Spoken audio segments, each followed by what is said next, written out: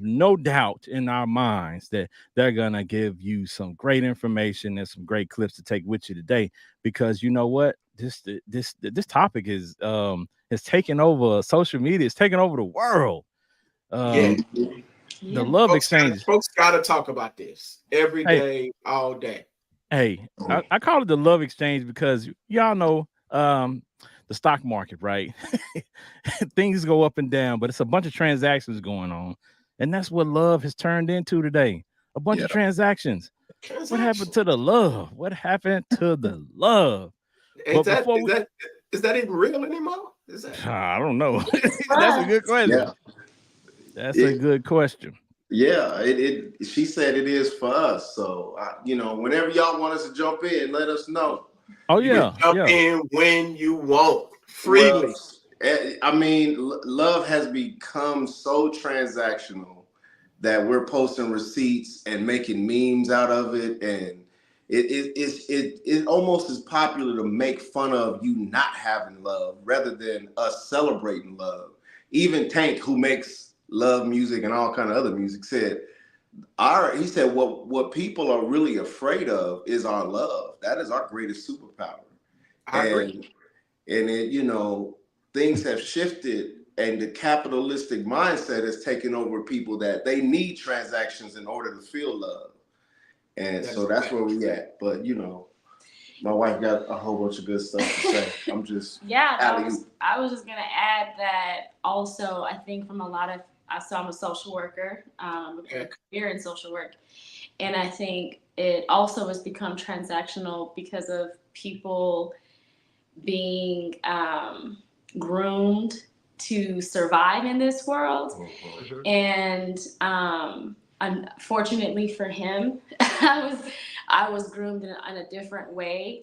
Okay. But but I Praise can God. He see, went through up his prayer hands.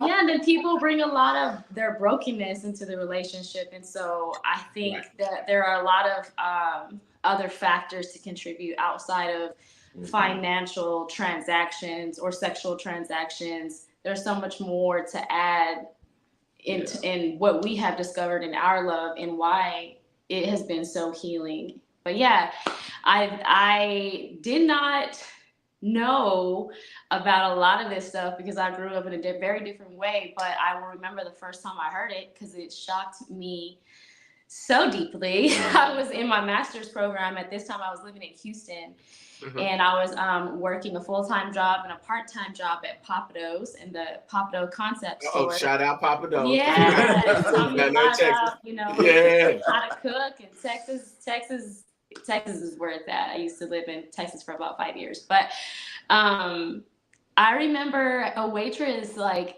telling me what she was going to do with this dude and how he was going to pay her rent and do some other things. And I remember being clutching my pearls and being like, they pay rent? Like, what are you doing? Like what is happening? Because I had been, nose deep in my education, working a full time, part time, that by the time I looked up and to see like what other women are doing, I was just like, okay. So from that's when I was like, oh, okay. So, but you work at Papado full time as a waitress, like no shade, but what are you bringing to the table? It's just there's so many layers to it, Right. but that's all I'll say for right now. I guess we could keep on. But for me, because I was in my own lane, working on me, doing my own thing, it wasn't a what do you bring to the table. Right. Is how are you gonna make me grow? I can pay my own bills. I can do Mhm. all these things on my own, whether you're Right. here or not. But like, how are you gonna pour into me? How am I gonna be Right. led by you as a man of God? How are you going to heal my childhood wounds with me? Help me uncover the greater parts of myself. So I think it also has to do with a person's emotional intelligence and Right. their Right. psychological fortitude. And again, if they had walked themselves through their process and healing, and what Yeah. did that look like? Are they? It's not brunches, and it's not, it's years of therapy. you Right. know Right. so, Woo. yeah, there's a lot to that, and we definitely have discussions about this all the time because I'm 34 years old, and my millennial counterpart, like my women are not, I'm not in the same category as a lot of them. And, you know, yeah, I have one friend who's now divorced and another, like we're seeing, I've watched and seen things happen too. So that's gonna be a challenge. That's gonna be a challenge because watching other people's relationships will certainly make you appreciate what you have. Because I can promise you, everybody don't move the same in relationship. And when you see a good solid one, trust me, it is something to hold on to and to check out for absolutely. sure. Yeah. All right. So before we get deeper into the subject, we have to check on our people. Yeah, we got to check on our people because we do that at the beginning of the show. So we had Trish Michelle pop in. Welcome to the show, Trish Michelle. What's up, you guys? Hello. So we want to check on our guests first. You know, so how are you all doing today, mentally, emotionally, physically? You feeling good? You okay? Your week started good? For me, I mean, you guys already know I got a lot going on with my mom and family. So my whole everything is, I'm all over the place right now, mentally overwhelmed. But God willing, I'll push you through every day. Yes. So I'm here and taking it one day at a time. So I'm good. Facts. Glad to have you. Glad to have you, forehead. Hopefully we can make you laugh. So, a little bit, you know what I'm saying? But glad to have you as always. She know I gotta mess with her. She know it. That's hot mess. It's okay. She know what's up. It's okay. You know when I come in hot. So I know. That's what I'm waiting for. You ain't threw it out there yet. So you know what I'm saying? Yeah, I'm waiting. You better consider yourself spared. Thank God. Here we go. I'm a big boy. I can handle it. All right. All right. The Hamptons. Talk to us. Tell us how you all are feeling today, mentally, physically, emotionally. Y'all good? Yeah, extremely good day, and hopefully get to share some news a little later. We want to make sure things are sealed before we make any announcements, but a really great day to jump off spring. Super, super blessed and full of gratitude all of the time. No worries. Is a baby on the way? Is a baby? No, baby. No. Everybody thinks people, yeah, like that's the most asked question from us. Like, do I look pregnant? I'm like, if we do, we eating. Like, that's all. Yeah. Like, right? Spiritual baby. Yeah. Yeah. You know, I don't really care, but it's like, am I putting off the vibe? Am I saying that's everyone's favorite thing to assume. That's all. So don't worry. Oh yeah. I figured that. They jump to. They're pregnant. And they could be like, see, I knew it. Yeah. Like, okay. Right. It set you up. I'm good. It's a great day. It's the first day of spring. It's the real new year. She happened to make some bomb black eyed peas and a turkey leg, and it was busted, and homemade cornbread. So today is a very good day just off that alone. Okay, that's the kind of life I have. So, okay, now you know why I married her. Okay.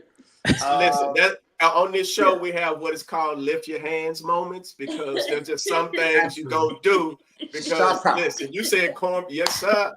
You said cornbread and black eyed peas. Yes, sir. Yes, sir. Yeah. Stuck to my, but I said, you put a lot of love in this. It's making me full real fast. I know when it's love in it, you know. It's just like, oh, that was nothing. That was an effortless meal. Oh, okay. All right. Well, that's why when women don't put in that much effort, transactions don't happen because of things like that. That effort causes transactions and transformations. So we'll get back into that. But anyway. You got the transaction. See, you got the deposit. See, I like that. See, it's a reciprocity exchange, you know? Yeah. Absolutely. Yeah, I dig it. Okay. All right. Benji Banks, the man, the brand. Talk to the people. How you feeling today, my brother? I'm feeling good, man. Nothing to complain about. There is things to complain about, but I don't get it. I don't give it no space. I just take it on the chin. You couldn't find clothes in your size? I mean, listen, man. The shirt is too small. Hey, all I say is I won my lawsuit. Yeah. And I like that check. I like that check. And I ain't done yet. That's all I will say. But other than that, man, everything is Gucci. It's funny because I've been waiting on this particular moment that's coming up next week for quite a while, and I'll be back ministering in the pulpit again. So it's Whoa. so we're back in our space, and so I'm appreciative for that. But to get back to that space, trust me, it's been nothing but a challenge. So, wow, congratulations! Right. And so that means that you're gonna go buy some more size small suits, right? Because you gotta the baby section. No, we've already created the leisure line suits for me to preach in. Just FYI, not the jumpsuits, which we have with the name on it. I've already created my leisure line. You got a 5-piece breakaway suit in toddler size, 2T? Toddlers, see, now that's the Patricia I know. You didn't hear Rose. She said, do you have the Jermaine Dupri suits? Is that You got the little with the socks. I mean, listen, it was called Boss Baby, just so you understand. You know what I'm saying? Man. You got the capri shorts, huh? Hey, listen, I'll rock it. You know what I'm saying? I ain't mad at it. You know what I'm saying? I talked to Jermaine Dupri's interview. He's like, "What y'all expect me to come out in a ball cap?" And what she's like, "No, I came out in." You and Jermaine Dupri about the same height. About the same height. No, I believe I'm a little taller. I just want to believe. Belief and actuality are two different things. I mean, that is very true. But you know what? All right, let me. I'm glad you're back to normal. I'm glad you're back to normal. Right. See, right. If I was feeling it, you know what I'm saying? I worry, but you back to normal. I like Yeah, for the people who are new to the show, welcome. Y'all know Trisha and Benji go back and forth. Benji is regular height though, y'all. We just give him a hard time. You know, he average height about 5'8" on a good day. Man, so try to give me all my inches. I'm 5'9". Is it 4'11"? He's legally. He said 5'9", so we're gonna let him claim that. We're gonna let him claim that's with shoes on, y'all. 5'9" with shoes on. I'm 5'10" with the J's on. That's the special ones he got from the podiatrist. He keep going up. See, he keep going up. he keep going up. I'm just like, okay. Well, hey, y'all have seen us in pictures together. Y'all have seen us in pictures together, so y'all see the difference, the height difference. Right. But that's been my guy since we were the same height. Yeah, that's why the camera. Look at the camera angle. It goes from down up to make him look taller. Everything is. Yeah, right. All right, y'all. All right. Let's get back on track, y'all. We got to check on our people to start the show. Y'all know how we do. Right. We got to start it out with some good energy. Make sure everybody's good and ready, set, go for the conversation. But today we got a kind of serious topic because it's becoming a phenomenon and it's becoming a way of life. And for us who have kids, I'm kind of afraid for my kids. Because I'm like, this is the environment they got to grow up in, and we got to help them navigate something that we don't know an awful lot about. Because we didn't grow up like this. We didn't grow up seeing these type of examples set before us that, you know, have everything that you do for somebody, you know, it's going to be a transaction.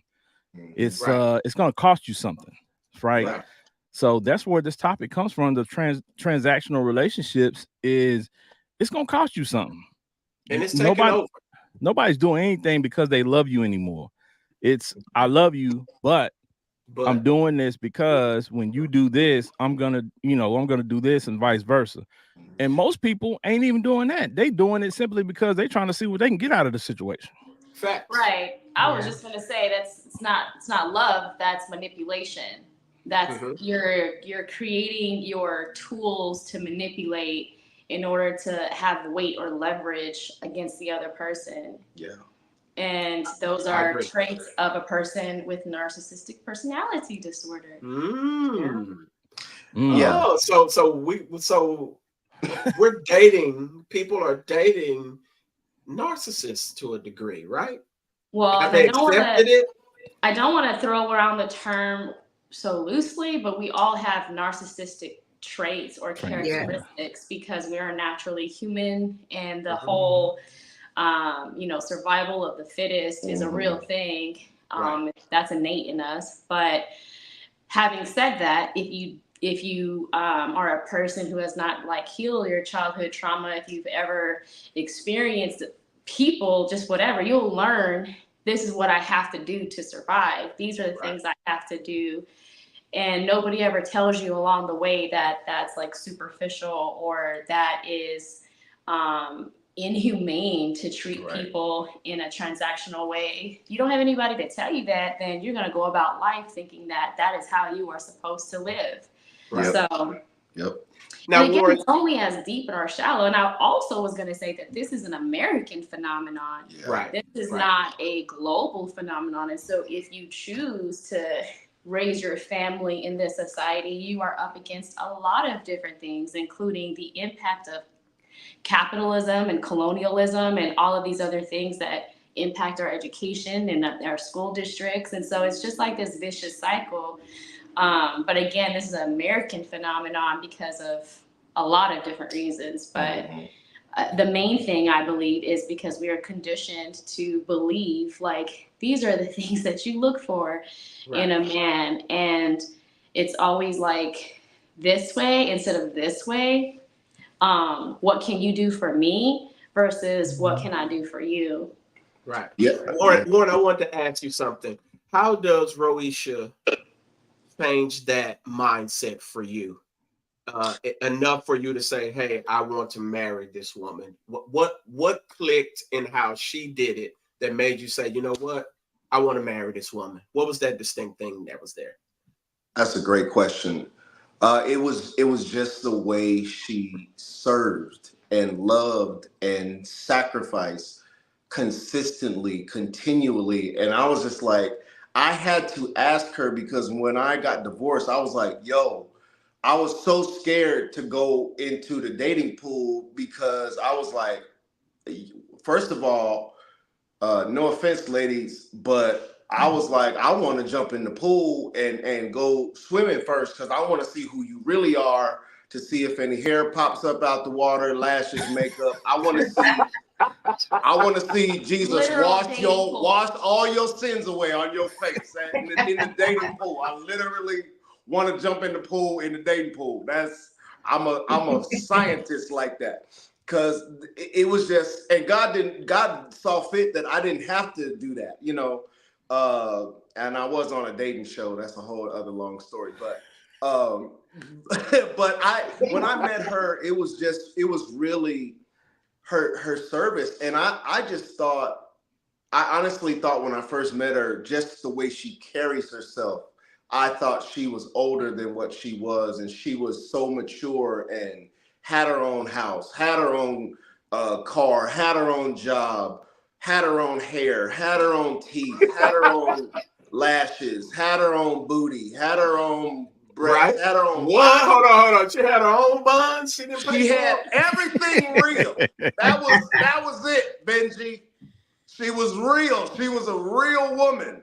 And I was like, wow, God, you are so good to give me this. Because here's the thing, it's who, the reason why we have that transactional mindset is because who we are listening to, who we are watching, who is feeding us, who is the materialism of the hip hop culture. When she was raised by, she's Afro-Indigenous, and I didn't say my name, Warren Hampton, that's my name, but she's Afro-Indigenous, and so there was a different cultural upbringing and a village concept and a selflessness that I only really saw in like church mothers and my mom. And so when I saw the best qualities of my mom and my other Native mom, who's dear to my heart, she was the only one that reflected that back consistently and just year after year, day after day. And I didn't even know how to accept it because I didn't have that in my transactional marriage. So, you know, that and we don't talk about that. Even Jasmine Sullivan put that in her album that, you know, some women get married for transactions. White women did it. And here's the thing, the mindset is really a colonizer mindset, because if you think you can use your body to get a transaction, to get somebody, to trap somebody in order for you to get paid, that is slavery. And you are putting your body on the block in order to put somebody else in bondage. And the only mindset like that is a colonizer mindset that makes transactions with people and want to possess people. And if you do this, I do that. God doesn't do that. He gave his whole life to us for free. He paid it all. That's what the Bible says, and all to him we owe. We don't have to pay Jesus anything to be saved. And somehow we don't listen to J. Cole and don't save them. Like, we just want to think we can pay and lose money and continue to do this process. For men, continue to not look for the inside, the quality on the heart, the intentions of the heart. You were going to say something, babe. Yeah, sorry, I didn't want to interrupt you. No, go ahead. You're good. You were talking about the colonizer and capitalistic mindset. It's so true because, of course, as we know, with the transatlantic slave trade. Yeah. But what some people don't know, and I'm so thankful for Killers of the Flower Moon, but when white people and when Native people and Black people started to be able to do something in Oklahoma, like the Osage Nation had been given this, land that was full of oil essentially, and white people caught wind of it, and they were not able to acquire land in the areas because they couldn't afford it. So poor white people, as a way to come up the social ladder, started trying to swindle Native women into marriage because of a colonial mindset that when she has land, it's inherited to the male, right? And so then they start, ending up dead, and then they inherit all their land and all of their oil. And a lot of people in Oklahoma have built their wealth off of the backs of not only Tulsa in the race massacre, the people who they stole from there, but also indigenous people. Yep. So it is a colonizer mindset to play a capitalistic game of what can I obtain from you to climb this social hierarchy ladder in order to be competitive and keep up with the Joneses and whatever that looks like. But not willing to work for it. Like, that's the key part. Like, you just want to. Don't even want to work for it. We want to get over. You want to do sex work. They want different work. Yeah. Yeah. Well, like Warren says, a little bit of slavery, a little bit of whorery. So but the crazy thing about it is these people nowadays they like it. They like whorery. They like slavery. They like that mindset. They like those type of actions. It's glorified. So what you have too is a phenomenon where instead of people looking for love, they're looking for help. You know what I'm saying? So you gotta be aware that it's a lot of people out there that are disguising love for help. They want you to help them attain things. They want you to help them grow. They want you to help them do all this stuff, but they don't want to pour into you at all. They don't want to help you at all. They don't want anything for you at all. No. They want you to do it. It's what they call them, hobosexuals. And some people got. I posted this the other day. You got healing and hoeing mixed up. Like, brunching is open the Bible and get a book about boundaries, and self-love. The greatest transaction. And here's the thing: like, when I met Rose, I was making the most money I've ever made. She wasn't making nearly as much as she was worth. And I was just being consistent with her, so I would make up the difference when I could. And then hold on, Warren. Yeah, I like how you. I hate to stop. I love how you said that. I like how you said that, though. I like how you said that. I love how you said that. She wasn't making what she's worth. You know what I'm saying? Right. I just had to recognize that. I like that. She. I mean, and truth be told, she's still not.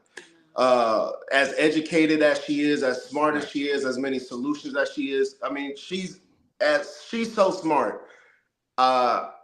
She should be the first woman president. And I would be okay with being the first gentleman. Do not play. Y'all can come to the Black House. Okay. Hey man, promote your lady. Push your lady forward. Hold her down does not benefit you anything. Exactly. I would not want any other woman besides me because of the caliber of the man that I am. I know I settled for just, I ain't even gonna get into that. Watch the podcast.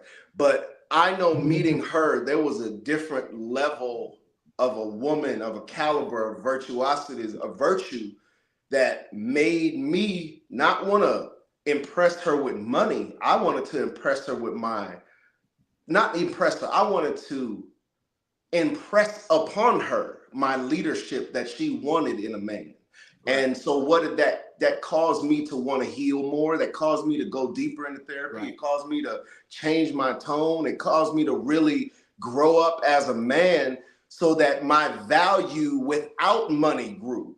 That's the way of the superior man, is that I am more valuable than any monopoly money that this government can print and has no gold to back it up. So if I think that money, if I'm in a relationship for transactions when I don't have it and she still loves me and still consistent and doesn't emasculate me and protects me and covers me and makes the difference when I'm not paid what I'm worth, that's a divine counterpart. And money can never secure that type of relationship. Only a supernatural love from God can keep a relationship like that intact, because money is fickle and it will come and go. It's material.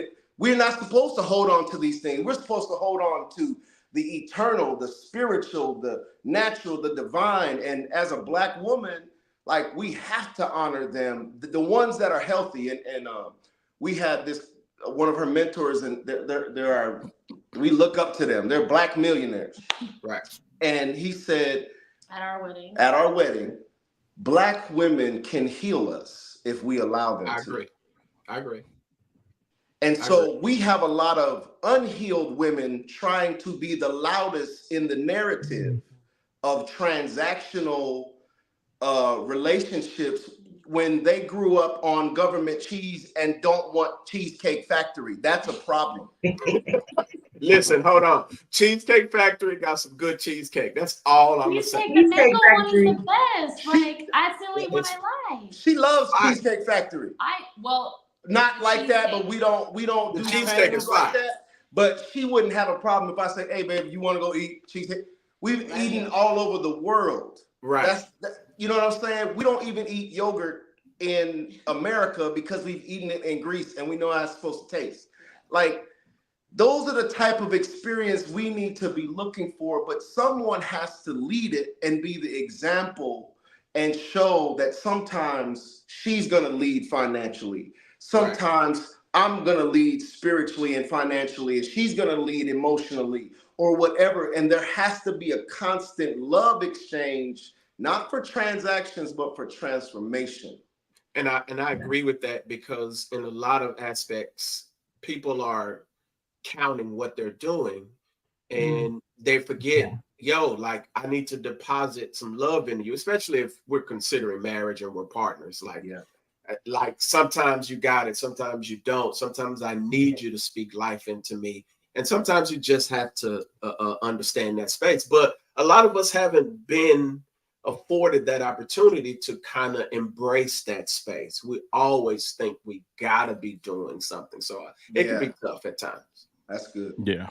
I wanted to add as well with the I believe the root issue of this problem is, of course, what has happened to us throughout slavery.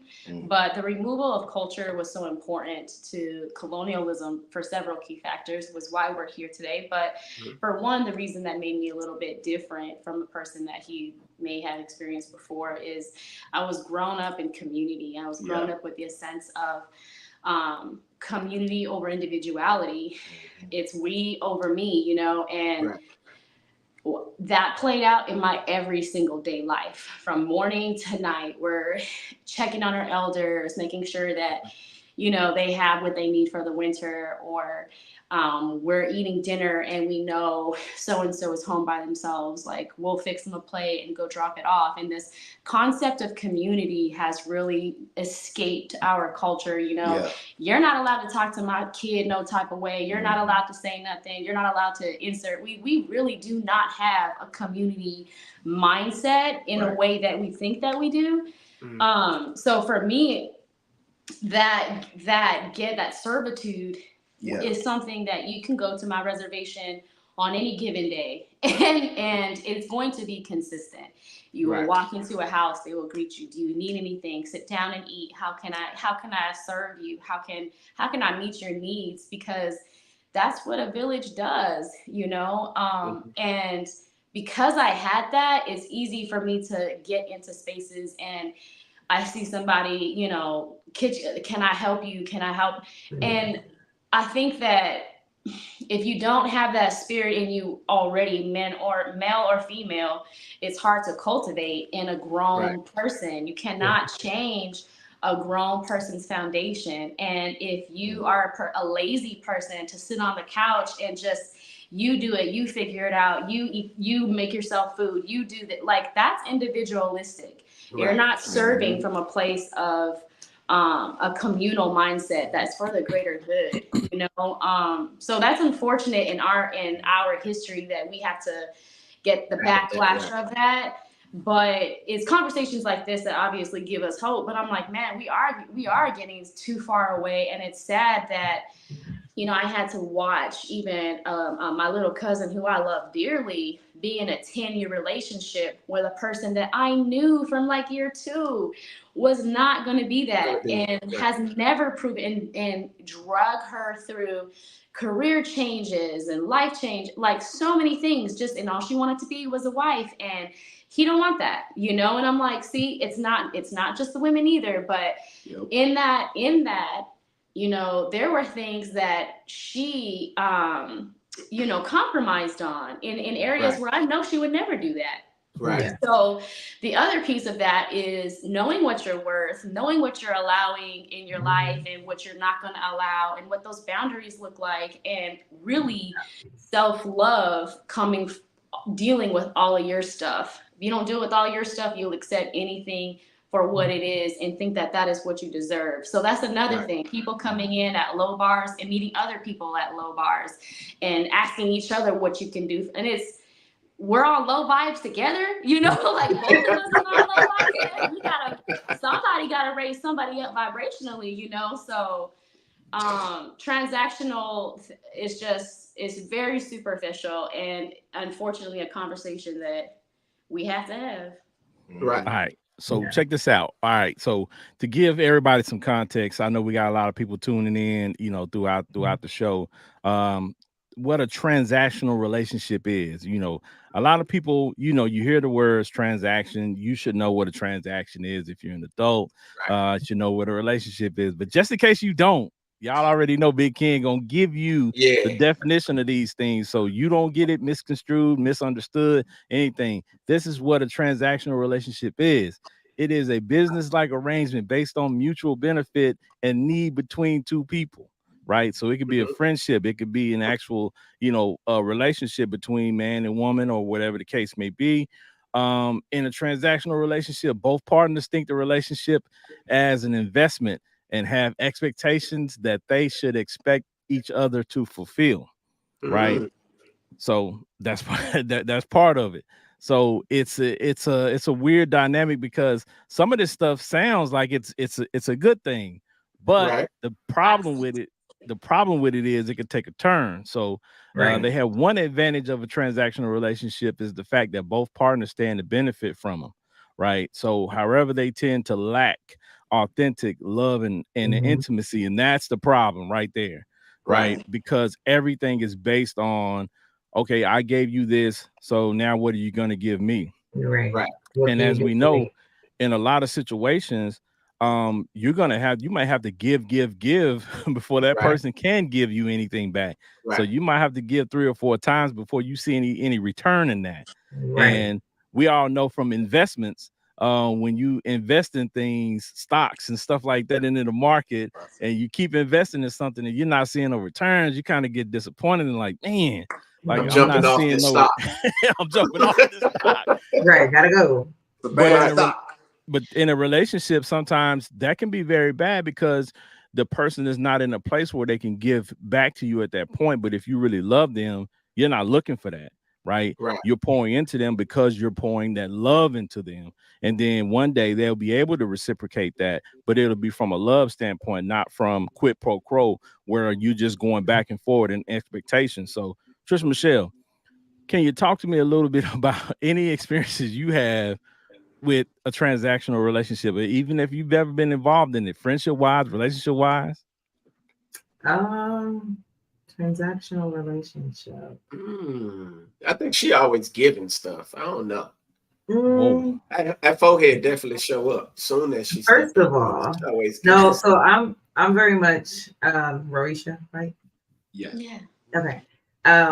More like that. So I mean, just naturally, I do a lot of things. You know, it's just I watched my mom do it. I watched my grandma do it. So it's within me naturally. But the great thing I can say that Warren was talking about as well was the boundaries. So I think that that's oftentimes what I found out a lot of people don't have, or when you establish those boundaries or you stand on those boundaries, they feel offended or they feel slighted. And that's not the case. You're just standing on your boundaries and your expectations. And that's what a lot of people lack today. So having those boundaries keep you from dealing with those type of people. Right. So I don't have a relationship where I have ever been in where it was transactional. I'm trying to think of maybe friendship. I just don't think so, because I don't have time like to deal with people. Right. Start seeing like certain things. It's just so much that goes on in the rest of my life. I got kids. I have, my family, like my parents are older. I'm trying to be there for them and siblings and everything else. And so at the end of the day, if it comes to somebody that's just taken from me, you taking from my kids. So we're not going to do that. Right. But I also know what it is like to also be the person that does have to be the giver a little bit, a few times before it comes in return. But if you're sitting there waiting for your return on that, that's not what a relationship is about. It's really about the quality of the person that you're with. So if you're paying attention to that and you're investing in that and growing that person, then maybe that person right now might not be able to help out. But as you're helping grow this person and you're feeding into them and watering them, and they get to a place where y'all are now, same level, or he's hired, whatever the case may be. But that's where the focus should be at. And I did all this. I paid for dinner 5 times. Where you at? Like, it's so that's kind of the jacked up part. Because honestly, as long as the person is making deposits, whether they be emotional, whether they be spiritual, whether they be, I'll put it in a great space for me, coming from where I come from, to have somebody like my wife pour into me, who's, licensed family marriage counseling therapist, and works with psychology and all that type of stuff. To have somebody pour into me in an emotional standpoint, a lot of times, honestly, it's more valuable than the money. Like it doesn't, I like nice things, but I've seen people with the great amounts of money and they're a basket case. Yep. And I've always said, I don't want to be that person. I've had opportunities to reach higher and grab more money, but I honestly look at some of the people that I know that are very, very, very wealthy. And man, like, it's like, you mean I got to sell out my emotional and my this and my that to change that? It's like, I don't even want my kids to view me like that. Like, so it's not an exchange that I've never been willing to compromise with. And that's always been, even from back in my Texas days, Ken. That's why I disappeared so much, because Negroes was on a little bit too much. And I was like, yeah, dog, I can't float with it. So I believe ultimately in the end, you do have to make some deposits into your woman, lady, friendship, relationship, whatever you want to call it. So yeah, and y'all stop keeping score. Stop keeping score. That's a big thing. And then I think people don't pay attention to the type of deposits. Just because your deposit might have been financially, they're looking for a financial deposit back, but that deposit in return might have been emotionally. It might have shown up in a different way. So that's a major thing that can happen. And at the same time, we did our love language episode. Was it last season? Yes. And so that person may need to pour into you in a different way, because that's your love language and that's what you need. So, I mean, it shows up in different ways. So people can't forget that as well. Right. Yeah, because all too often people think of it as that's why I say stop keeping score, because people end up becoming a competition, right? And what you don't want is a competition, and you don't want people to feel like they're losing. because when Right. people start feeling like they lose and they become discouraged, they give up. So And they you go for know, broke sometimes too. If they feel like yeah, they're losing. Losing will put you in survival mode. And some people's morals ain't that solid. Yes, you never. And you fool around and find somebody who is willing to sell you out, grandmama, the They do nieces anything to and the survive. nephews out. Negroes will go pull out the whole. I'm gonna share this story, and this one is like personal, but it's always stuck with me because when my mom passed when I was 8, the first thing some of my family did at the funeral was come up and asked where that money at. Wow. And I found this out, of course, not when I was 8, but as I got older and was around people who actually, were old enough to translate everything, like that stuck with me because even in such a chaotic situation, you got people around you who will say, hey, you know what? Keep them boys here. Like they coming into some major money. And if you got those type of people around you, like that's going to create some problems. So be careful of the way people are in survival mode around you because they can turn into savages for sure. Yeah. Man. Sorry you experienced that. Yeah. I also wanted to say, I think we're just not honest. Like a lot of these problems that we have with each other can really just be solved by being honest and upfront. Like, even if we agree to go on a date, like, let's talk about that. Like, let's talk about spending an intentional time together. And for me, my mom was like, and I don't know if she was trying to just prevent me from whatever this psychoness is, but she would always be like, and I'll say this, I'm adopted. I came to my mother when she was 41 years old. So she had already parented her natural 2 children and seen the results of that parenting. And so I think she took a different direction with me. Right. But one of the things that she used to tell me was that don't you dare order anything off the menu that you cannot pay for yourself. Right then and there. That's a fact. That's smart. Right. Right. And I never thought about it being anything other than pay for your own meal and he pay for his meal. And from that, I use that as a dating, unless they would say like, hey, on me, all right, cool. Thank you for communicating, but unless I'm just spending time, if we're going to eat, I'd rather pay my own because I don't want to walk away feeling like I owe you something. Like I got to do something for you now. Like I got to move to the next step with you just because you spent X amount of money on me. Like I was coming from a different mindset and I didn't want to have that transactional tie. So I remember having a date one time and be like, damn, I really want this steak, but my mama said I can't order nothing. I can't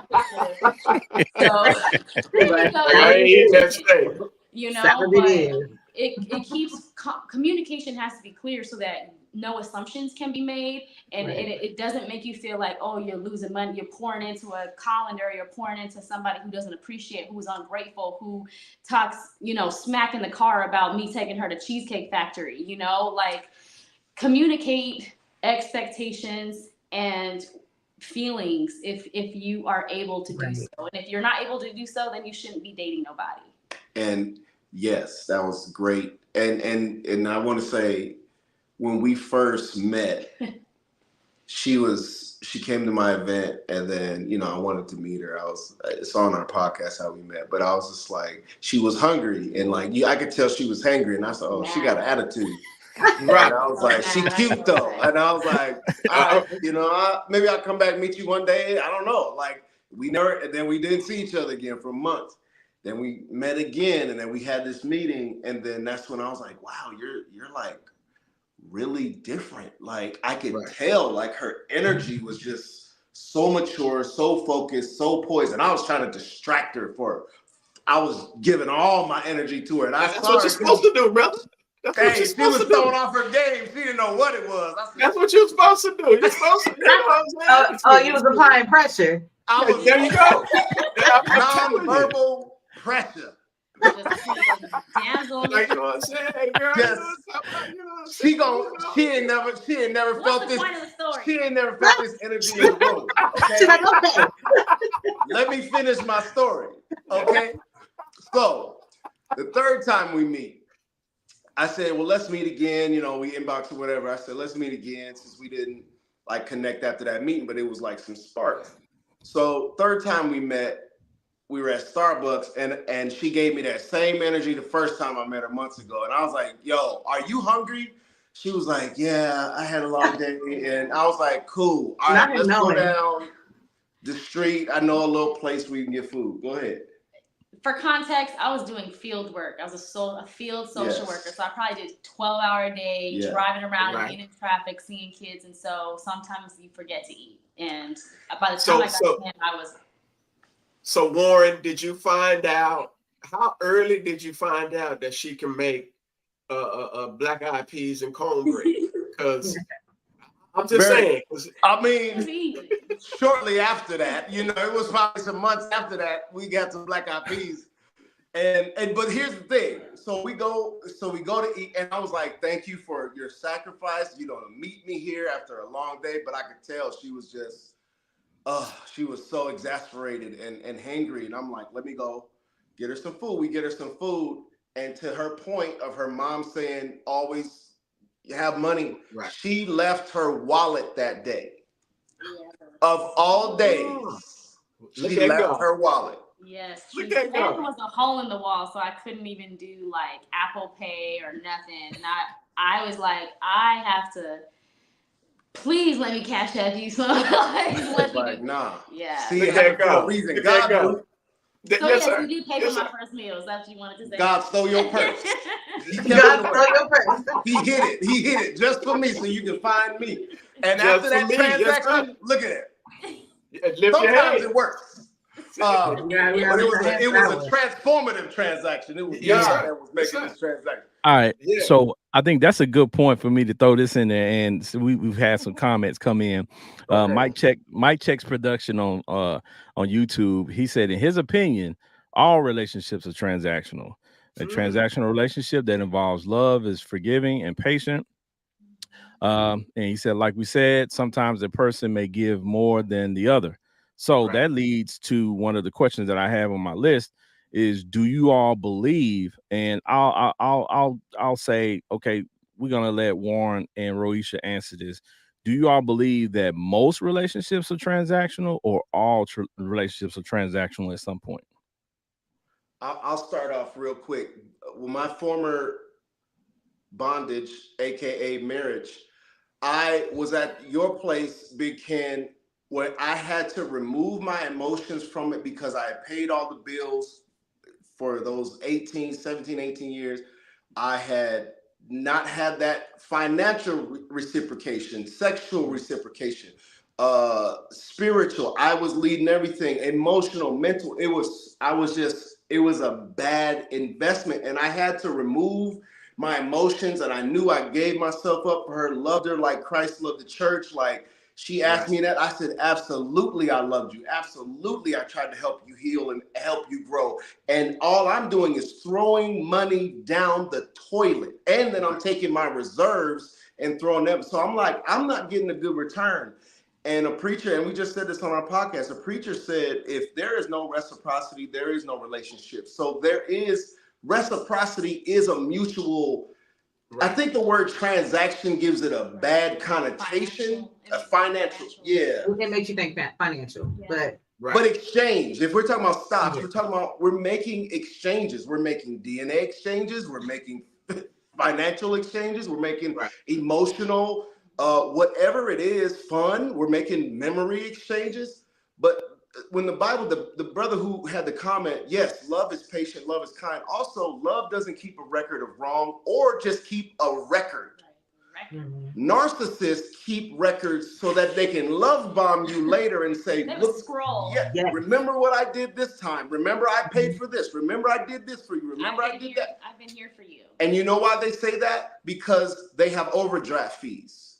And they have tried to bankrupt you because they have nothing to lose. And so they want you not to have anything. So they will make you lose everything because they're always in survival mode. Like she said, you said, Benji. And so until a person really makes the most transactions between and exchanges between them and God, they will always be looking or falling for whoever is the highest bidder. Right. Nice foot. Nice. Yeah. I see you snapping your fingers. I see. Yeah, I think that's where we at in society right now. The highest bidder, with especially, sadly with a lot of our young ladies out there, that's what they're going for. When you hear, if she's 20, early 30s, she's talking about money.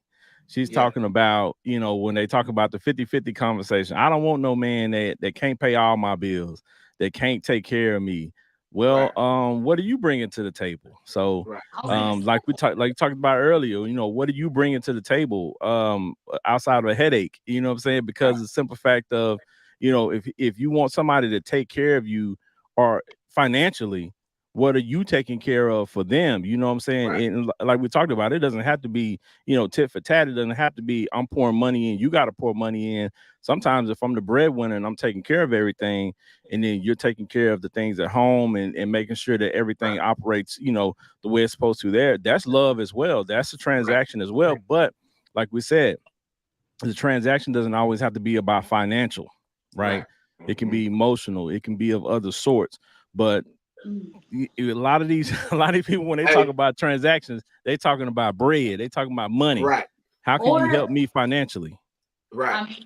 Or they're talking about sex. So one thing that I have seen and have noticed, in which I feel disappointment reading comments, is that everything you just said, Big Ken, and I don't have to do anything but give you my body and possibly a child.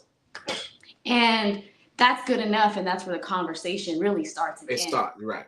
And so for example, when you were talking, Big Ken, it made me think about Drea and her recent pregnancy with this 22-year-old person, and the comments had me like, damn, man, like that's where we are. Like it ain't my body. You can do what you want to do. And it's like, okay, so you're literally saying that to young people who are watching, who are observing, who are reading, growing, whatever, is that your lineup of your children's father is like as how you shop for your jobs and 401k.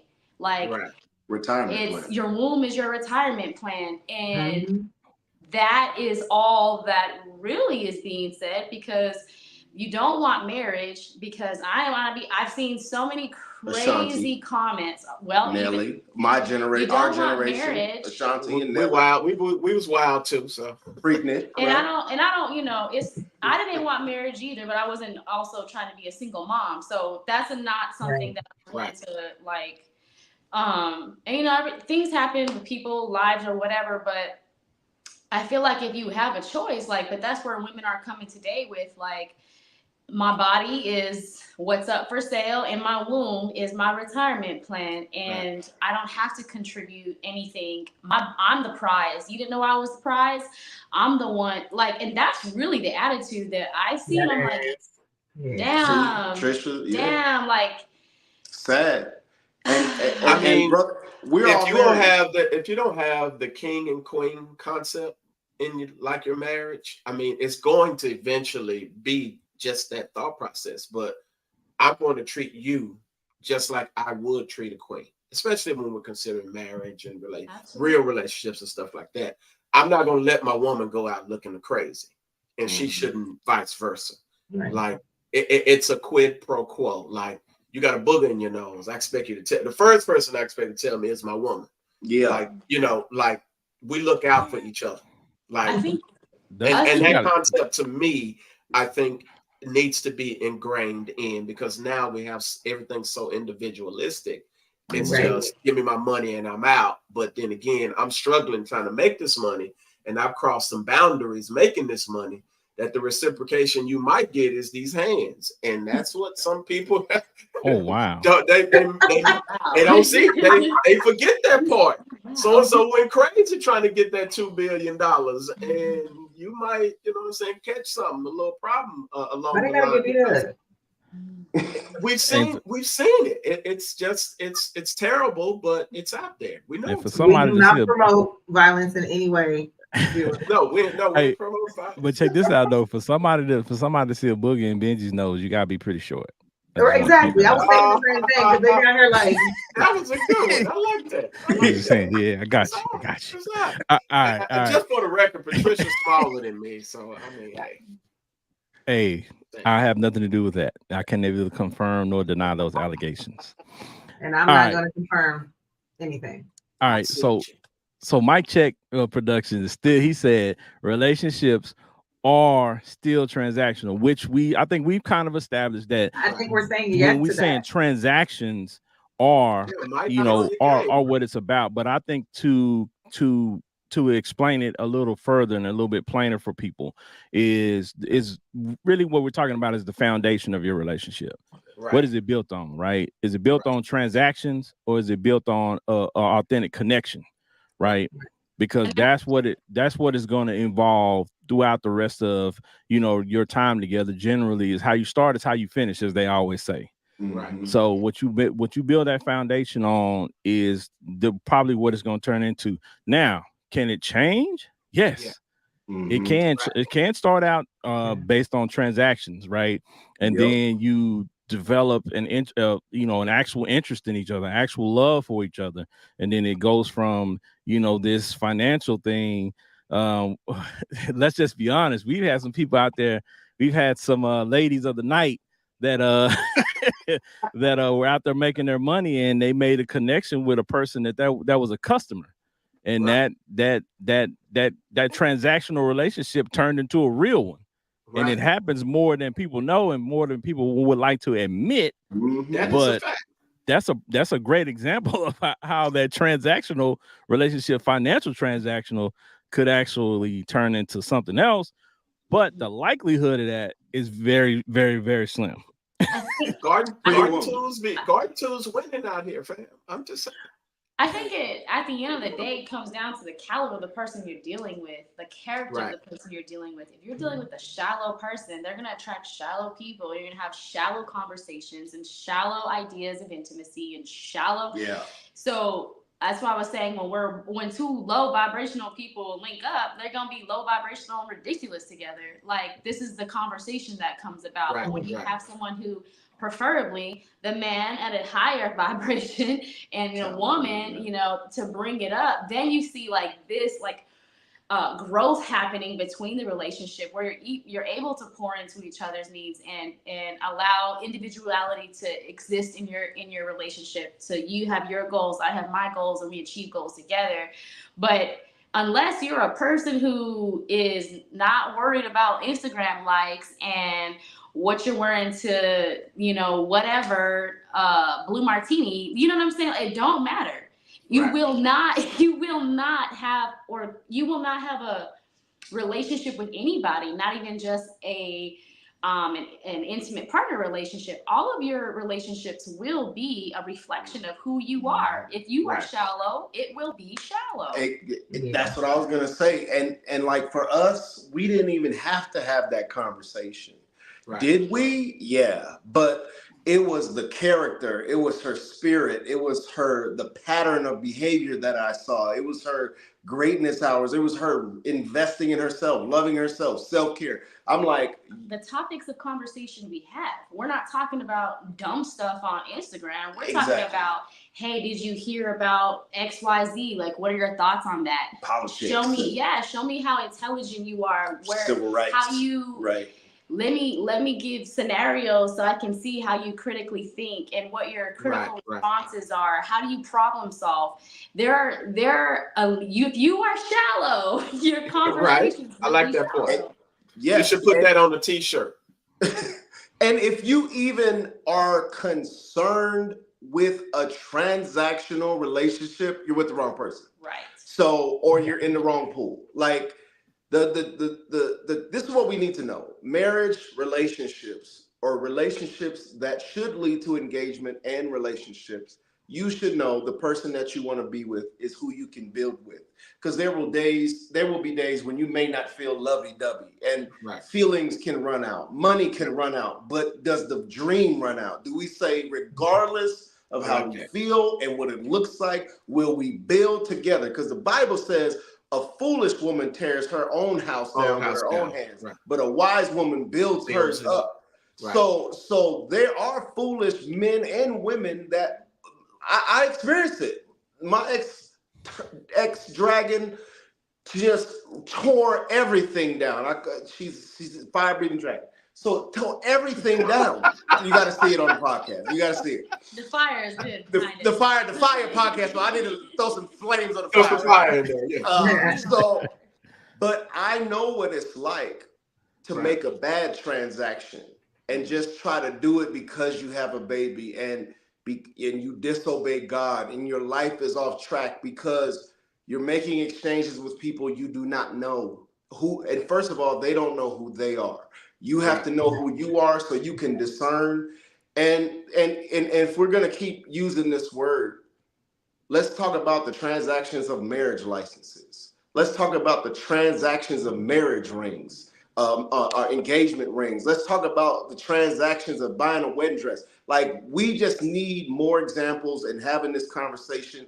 We don't need any more Instagram dudes who are doing the hot booty hustle, talking about relationships and have never been married, never been single, never been in a healthy relationship. Like, this dude calls himself Malcolm Sex. Like, the audacity that you would even say that, you know? And so I'm like, there is such a disrespect for the framework of God and how, and that's another reason we have drifted away from God and think that we can create some kind of fast, quick, relevant relationship trend that is outside of the framework of God. And what we are seeing now is the trends of marriage are getting greater. Divorce is increasing because people are tired of this exchange.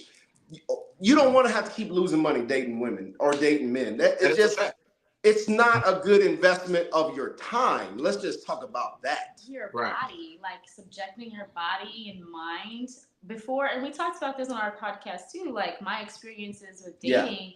I knew I was a catch, all right? I was not a question. I could run down my whole situation. Right. But I was like, yo, but why do this? I'm not having the same situation. Like, I'm almost like they say, like 3 months, how that guy was like, here's how to wear a woman down. Like, here's what you need to do in 90 days. Yep. And I'm not joking, but it the same, like, good morning, the same, all of good that, morning, right? Beautiful. How Good you doing, morning, Queen? Blah, blah, blah. Grand Rising. No, Grand Rising. Shallow, Grand Rising, Queen. Grand Rising Queen. All of that. It's great rising now. So gotta take it up a notch. Before I met him, I was already experiencing that culture, and I had to take a step back, like, something. It's either me or it's them, and I have come to the conclusion that it is them, because there are men, black men specifically, who are not dealing with the things that they need to deal with before. Make a therapy transaction. How about that? Honestly, the lying and the manipulation. You could be in dating. You could literally think you're in a one monogamous relationship, and you are the only person. You two are the only people we are talking to. We agreed upon it, and then like 3-4 months later, I never said that we were exclusive. Like, and then you're like, you didn't? I'm like, hold on. Did I? The gaslighting is insane. The gaslighting is insane. Talk about it. So there are so many things that men. Yeah, I can only speak because I'm a woman. Not for me. I got out. I experienced from men who need to do the work, and so the other thing too is, like, everything is not always as it seems. So, like, one person specifically who I had in my international wellness retreat. Thought that this black man was a person of caliber. Since we're talking about mental health and all the things, you are a doctor, so to speak, and famous. A high caliber man. And I have my best friend's little sister telling me exactly what you're saying to her on this island, and it does not line up with who you claim to be. And then I also had another sister tell me on the same island in the same weekend what was also being said to her. So it's like, oh, you not only play me, but you play your audience. You play into this narrative of you are a mental health expert, you're this, and Black men and healing and all of this. So it's attractive. Yep. And it's all like, oh, yeah. It is such a game for people at this point to know all of the buzzwords, to know exactly how and what to say to women, to get their guard down, to play with their emotions, to play with their bodies, put their bodies at risk. Like, there are more things I feel to not be honest about their sexuality and their preferences, and which is a huge problem, because that too. We got a whole bunch of stuff floating around out here, and folks won't even tell you they in that boat and will sleep with you knowing that they got a problem. And won't even say nothing to you. So you got to be careful out here. And I'm just going to be, I'm going to be transparent, and I'm just going to be honest. Like, God told me what was coming into a space. And I was like, you know what? Yeah, Lord, if you got one of them wives, it's time for me to get out of this thing. And I listened and I got out, because it's like people are so disingenuous nowadays. If you are a genuine type person, you are setting yourself up to be manipulated and used on a constant basis, and people will not care or give two F's about your feelings or what you got going on. So you got to not care how they leave you. Right. Patricia, I know what Benji saw coming. You know, we want to know what he saw coming. I do too. That's stud. Yeah, man, I got hit on by a stud, man. It changed not, hold on. It was not only a stud; it was a rather large stud. She was bigger than him. She was bigger than him. Him up into the heavens. Come on. Yeah. Hey, she rolled up on him like, yeah, you gonna give me them number? You gonna give me that number though? Okay, so listen. See, Roisha and Warren don't know this story. Okay, so all right, Pete, I'm just gonna give y'all a quick little breakdown. All right, see, my ego was bruised because I felt like, why is this stud like pulling up on me? Because you know what I'm saying? Do I give off? I float with studs, but you know what I'm saying? I'm a cool dude. You know what I'm saying? I dress fly, I look nice. You know what I'm saying? I keep myself together, whatever. I'm just coming from, you know what I'm saying, Mission Inn, you know what I'm saying, you know, nice little spot, trying to check it out. Was actually trying to get into their restaurant, which is like a 4-diamond style restaurant. So I'm trying to get in that joint, right? And I got my little thing, I got everything I needed, had my reservations, everything squared away. And I'm leaving out the joint. And man, I promise you, something pulled up on me, and I was shocked. I was like, hold on. And she was big too. She had to be like 6'1". And I'm like, why is this big old girl pulling up on me, man? Like, and I'm only 5'9". And it's like, yo, like, hold on, man. Like, what is going on here? Like, and she was intimidating. I ain't never been punked by no woman, because what am I supposed to do? Am I supposed to swing on a woman? Man, trust me, it was tragic. And it bruised my ego. And yeah, man, I'm glad I got out of I'm glad you did too, sir. It was about to be a transaction, all right. It was about to be a transaction, man. Yeah. And she isn't on our show anymore, but she used to actually, like, because I gave her our Instagram, and she used to actually watch the show. So that's about the best I could do. She wanted my number and all of that. Have you ever been swallowed? Oh wow. Oh wow. Man, listen, I'm just playing, man. I'm just messing with you, dog. That one scared me, man. So, I want to know. I'm just gonna rub it in, bro. I'm sorry. That was an epic day. It was. Ooh, and I remember that to this day. Then you didn't know what to do. I did. When you said, do I swing? I was like, yeah, that is a good question. I was stuck on that part of the story. Yeah. I was like, yeah, do you get to? I don't know. I can't swing on the ladies. Because but I don't know. Trust me. You don't swing. Thank God you used to run track. You used to run track. You're pretty fast, so you better use your fast football. I had on my. No. Use your fast football feet. Use your fast football feet to get away. Yeah, I had on the loafers that day, man. I couldn't run. I had on the velvet loafers, bro. Take them off. He's gonna fall. You got to moonwalk in them. You got to just moonwalk away Flee the Yeah, scene. definitely don't swing. Yeah, man. Yeah, but that's one of those situations where that transaction wasn't going to go the way you thought it was going to go. So we're glad that God steered you away from that situation. I got And some views out of it. well, yeah, that's true. But you know what? As I said earlier, some of this transactional relationship is not all bad.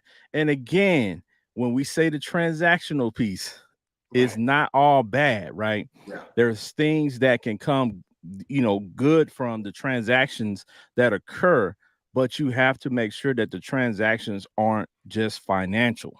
Right. Yeah. Right. I mean, Just think about it. financial. There's drug dealers, and then there's people that do hair and stuff. There's all transactions, but there's good and bad. So I mean, like, right. If I there's go definitely to Patricia, if a woman goes to Patricia, get their hair done, you know what I'm saying? You got to pay your I'm money. gonna fix your bald spots.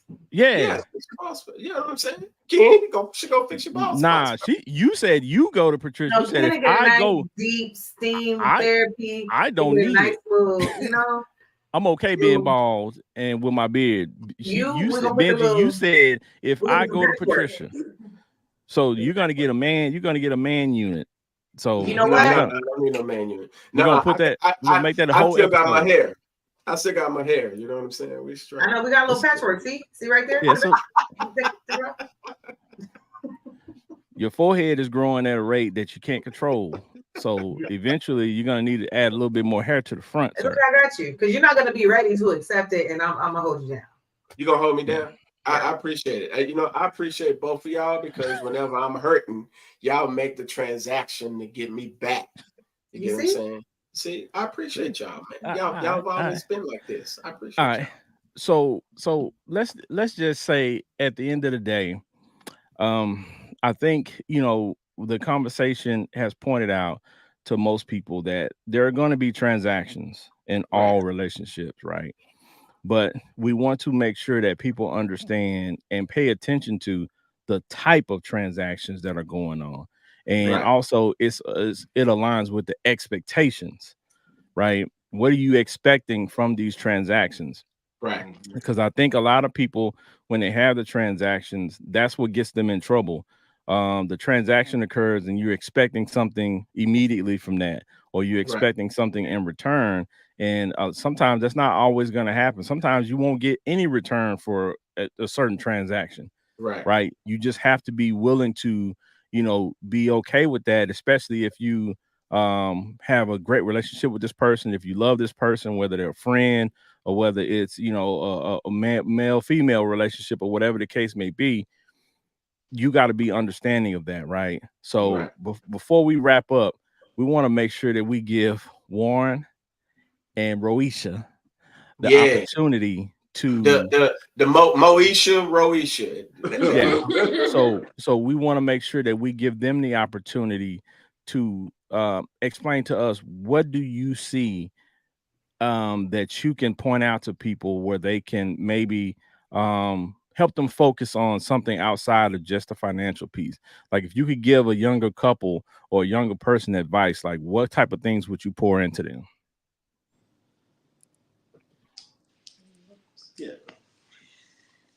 I would, assuming that I know them and I know their past and their, their upbringing, I think that a lot of us discount our childhood and adolescent years for how we show up in adult years. And if we struggle to deal with those things, my suggestion to strengthen any relationship is to deal with those issues, because once you do deal with them, your life and your relationships and your boundaries and just things start to appear differently for you. And I was lucky to experience that when I was 21, because of my master's social work program. I was able to open books that I had to on assignment to discover, wow, this is what happened to me when I was younger. This makes so much sense as to how I react as an adult, how my behaviors are, or the behaviors I've seen my family in, and those are not healthy. Those are toxic, and I want to learn different. I want to be different. I want to be healthy. I want to break cycles and generational curses. And so for me, I would speak that to any person individually or in a relationship, because it shows up in your job, it shows up in insecurities and all types of relationships. And so heal what you have not dealt with so that you can flourish in all areas of your life and you can achieve the goals and the dreams that you have set before you. But can't do that if you are triggered by anyone and anything and everybody. So that would be my advice. That's good. Thank you. For me, I had a conversation with one of the guys that I was on the Love Experiment with, the dating show on MTV, and he was just like, I'm kind of tired of, my whole phase, and, it's just starting to feel empty. And I said, well, booty is going to be, excuse me if I don't know your audience, but it's going to be everywhere. No, you good. Oh, you good. You're straight. Okay. I'm like, it's going to be everywhere, brother. I said, but what's not going to be is a woman who will take care of you when you're sick, and a woman who will take care of you when you don't have money, who's not impressed with your sports car. And I said, the reason why you are feeling that emptiness is because God is now helping you realize. It's self-realization, it's self-knowledge, it's self-awareness. You're starting to realize, when I was a child, I thought like a child, I reasoned like a child, and I played with women like a child. And I want to put away those childish things and become a man. And, scientifically, they say men don't mature until they are around mid-40s. But I believe you can mature faster than that if you really understand how God laid out the framework for a man to be. And a man of God will not just be looking for a transactional relationship. They will be looking for a transformative relationship, a woman who will hold them accountable, a woman who will call them to be confident and humble at the same time, a woman who they can be proud of and they can want to be healthy because of the caliber of the woman that is next to them. She is literally my queen. There is no one, from mindset to finances to emotional intelligence to maturity to accountability to the non-emasculation, covers my vulnerabilities. These are the conversations that we really need to be having. Because if all you're worried about is money and losing that is who you truly love. You don't love God. You don't love yourself, and you probably don't love women. And so for men, we need to heal our mother wounds, our father wounds, and we really need to love ourselves so that we can receive, because loving ourselves is loving God. And loving God and loving ourselves helps us love others properly. If we have not made the proper transactions for ourselves that cause transformation, and I know it, I was going to therapy in a time where the only money I was making was the therapy money I could afford. That, and I'm talking about that's been in the last 2 years, because I lost everything, because I had to let go of an old life. So we have a conversation about cognitive dissonance and faith and doubt. Your fear and love, those cannot exist in the same space. So you're going to have to make a choice to say, this is what I want. And a good leader starts with the end goal in mind. I knew I wanted a beautiful wife that I could be proud of and that would love me properly. And so I wouldn't settle until God blessed me with all the unanswered prayers and wishes. And it didn't come with her saying, I need this type of ring. She told me what type of ring she liked, but she didn't know when I was getting it, how much it cost. And hey, I guess it impressed all her friends. I did the best transaction on that. I was just going off a whim. Make it nice and neat. Just make it nice and neat. That's all I want. And the rest is history. But it also is, if it's based on those material things, those are going to come and go. The word says that seek first the kingdom and all his righteousness, and all these things will be added unto me. the biggest blessing that I do have in my life is not the zeros in my bank account. It's who I lay with at night. And her last name is Banks, and her first name is ROI. And she has had the best return on investment of love that God has ever given back to me. So that's why her name is Roisha. Hallelujah, somebody. Now, see, I'll be honest. At first, I was like, her last name Banks. She might be kinfolk. Right. Oh, So I was thought you were her cousin. I promise I asked her like a couple times. I was like, yo, like, where your folks from? Well, interesting enough, I have my maternal last name as my last name, and my father's last name, who was Black, is Thomas. But my maternal, she's Native and French descent. So the Banks family, unless you got, white folk in you somewhere Native in there. He light skin. Look at him. Trust me, there's some, yes. From like some of my Kansas, folks is from Nebraska. We all do on this call. We all light skin. Trust me, some of my folks is from Ireland. I'm doing genetic uncles. genealogy, so I'll follow up with you. Right. And I did my little DNA thing, so you might be under there. I might find We'll see. Yeah, we'll see. We might Cousin find Pete. one. Good right. All right, so Warren and Roisha, let the people know about your platform and where they can find you all. Yes, we are on YouTube and all podcast streaming platforms. Not For Real Podcast is our podcast, and also I have a Black luxury lifestyle brand called Warren Hampton. You can find it at IamWarrenHampton.com. And these are my sweatsuits that we just made. We made these just prototypes, seeing how we're gonna get into the apparel game. Right. But Social Roots, go ahead. Social Roots LLC. So Social Roots is my social work consulting business. It's kind of where I house my mental health things for Black women and Indigenous communities. And I also have a foundation, the Social Roots Foundation, which right now we have 4 scholarships open for 2 Indigenous women who are pursuing careers in mental health or behavioral health. And then that's $1,500 scholarships for each. We have 4 total, so 2 Indigenous women and 2 Black women who are going to be pursuing careers in the mental and behavioral health fields. Right. So I do a lot of different things, but right now that's a personal focus. Roisha, your personal. Me, Roisha, ROICIA on all the handle things. And my personal Instagram is Warren Stewart Jr. Yeah. Now that handbag, is it a handbag or what is that? The crossbody, the crossbody. I don't know where it is, but the crossbody thing. Make sure you shoot us a picture of that when you're posting it. Let us know, because we will share it. We will put it out there for you guys. And definitely got to connect with you guys again, because you guys are actually in the same space me and my wife are in. So definitely will be connecting with you. Definitely, it's good to finally connect. Yeah. Facts, thank you guys so much for this.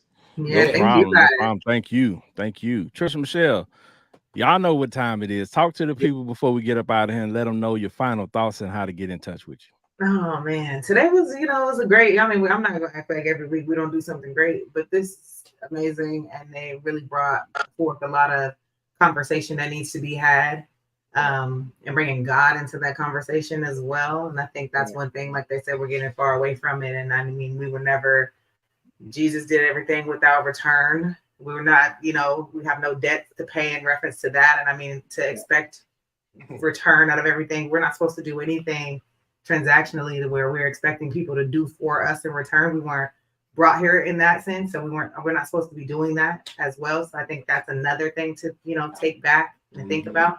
Don't do anything expecting for something to be done. And that's in your friendships, that's in your family, that's in your relationships. Yes. So transactional, I forgot who it is. You said that was on YouTube, whoever the guy was. Mike Checks Production. He's really caught up on the transactional piece there. But I mean, it is more of an exchange. Transactional does sound like money.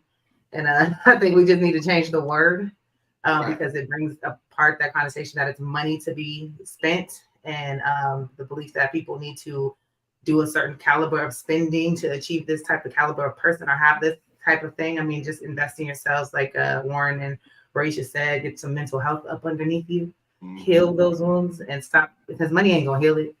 It don't matter how much you make, how successful you are, no matter the type of woman you get underneath you. if you are not healed, or man and female, so both sides, do the work to get the proper individual underneath you too, because you ain't gonna do them but bring them down anyway. Right. So yeah, that's all I have to say with that. And I am on Instagram, Trisha Michelle _YT, YouTube, also TikTok, same thing. Yeah, that's it. That's where. Wait, am I new with Twitter? Yeah, that's where y'all can find me. And of course, the Fire Session. You mean X? X. I'm not gonna call it that because then I feel like it's missing two X's. Yeah, well, yeah, that is true. We're not going to discuss it, but that's true. That's pretty true. It's pretty accurate. All right, Benji Banks, the man, the brand, talk to the people.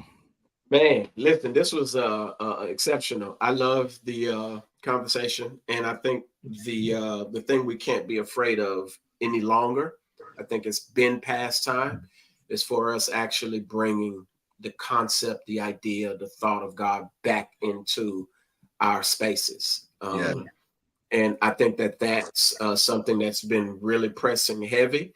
And I've been kind of in that space for a while. Those of you who know my professional bachelor life, you know about what that was years ago. So to be in a new space, I would say for anybody out there, man, and I said this actually at my wedding, don't be afraid to step into the new spaces. Yes, there's some new things to learn. Yes, there's some new concepts. Yes, there's some new ideas that you don't know about that you got to figure out. But in the end, if you're going somewhere and you have a goal and you are attached to the purpose for your life, you can't do nothing but come out good on the end. You're going to have some bumps. You know, the boat going, rock a little bit, but stay in that thing. And so that's what I'm kind of encouraging people now. And I'm back in that space. And it's funny because a lot of the people who used to know me, the 19-year-old, 20-year-old me who used to do this full time in ministry and stuff like that, they're like, welcome back, Yeah, man. They've been following me for a long time. So it's interesting. It's amazing. But again, man, like, don't be afraid to step into those new spaces, man. We got a lot of work to do, just overall as individuals. So don't be afraid to put in the work. And y'all know where you can find me. We BRB4701 on Instagram. You can't miss me. I mean, ain't too many people got my name, Benji Banks, my logo. So you can't miss me. So follow your boy on there. Go through all the links. We got a lot of great stuff for you. Clothing lines, wine, this, that. We got it all. So, oh, by the way, Patricia. Yeah. The Sip and Pain is coming up, so I got to holler at you. So I got. Oh, okay, yeah. There you do. You got to cover me direct my mind everywhere now. So yeah. I know. I got you. Be direct. I got you. All right. So, appreciate that, y'all. I'm just gonna leave y'all with this. Learn to see your partner as your ally, not your competitor. Right? Whether that's your friend or whether that's, somebody that you're involved with romantically, that you're dating, you married, they are not your competitor. Get out of that. And as I said, stop keeping score, right? Just love people for who they are and be authentic in your actions and in your intents. And you'll see things work out a whole lot better in those transactions that occur, because they will be, from a good space. Yes. All right.